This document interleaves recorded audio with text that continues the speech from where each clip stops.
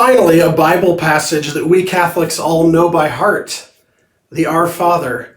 Welcome to 5-Minute Gospel Reflections. I'm Dr. Ben Safransky. What do you say about the Our Father? Well, I want to offer you a couple of thoughts.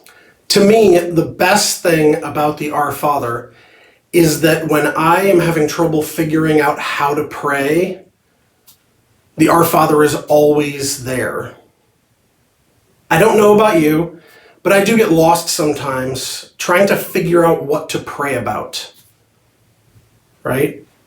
Who to pray for, what to give thanks for. But the Our Father is always there, sort of like home, like an anchor, like a home port in a storm to tell me what I need to pray about. Because Jesus very specifically says in this passage, when you pray, do it like this.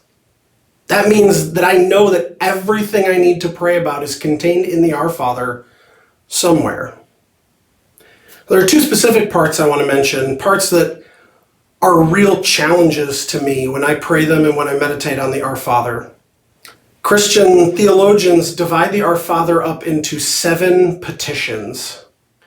And two of those that I want to talk about are daily bread and forgive us our trespasses. Now, daily bread, of course, is not just about food or material needs. It is about that. But more than that, it's about God giving us everything that we need to make it through the day. In Jesus' day, bread was the absolute basic staple food, especially of the poor.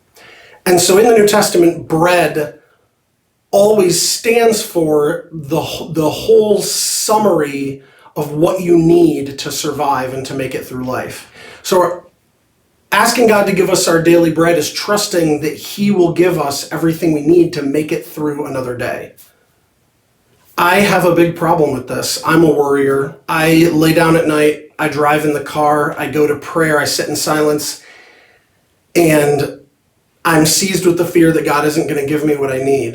Not materially, but spiritually and emotionally. That's a challenge to me. Also asking God to forgive me my trespasses as I forgive those who trespassed against me. And notice how those two things are tied together. They're not separate. God, forgive me, and then help me to forgive others. No. As Jesus says at the end of today's gospel, they're related. We say to God, forgive me, but only if I can forgive others. It is essential that we are able to forgive others in order to receive forgiveness for what we've done. Those are the two petitions that I struggle with, and I want to challenge you today to just carefully and mindfully say the Our Father and reflect on one part of it that is a real challenge to you right now.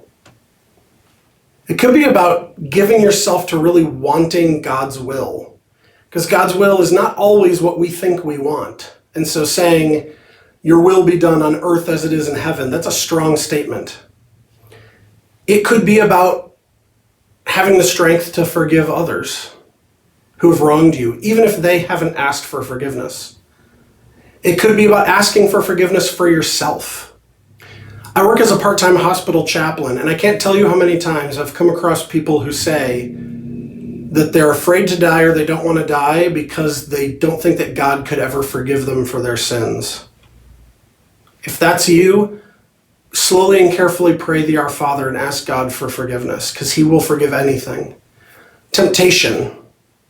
Lead us not into temptation, but deliver us from evil. Maybe you have trouble staying away from temptation that you know is going to lead to sin, that you know is going to lead you down a bad path. Or maybe it's something else. I want to challenge you to think about a part of the Our Father that gives you some trouble, and know that Jesus taught us to say this prayer, so if we say it, we cannot go wrong in praying. God bless you, and I'll see you tomorrow.